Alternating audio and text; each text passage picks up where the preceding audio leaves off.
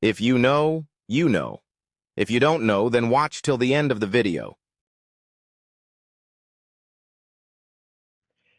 How can you get to this window in Primavera P6?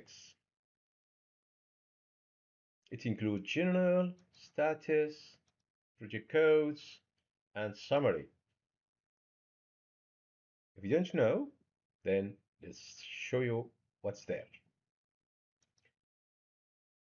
If you are in projects, you have the project details here, right? If you go right click, it's open, closed, open.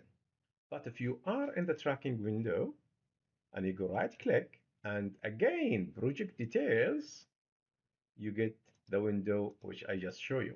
Then if you know, then you know. If you don't know, then follow the البصيري BPM to know. Thank you.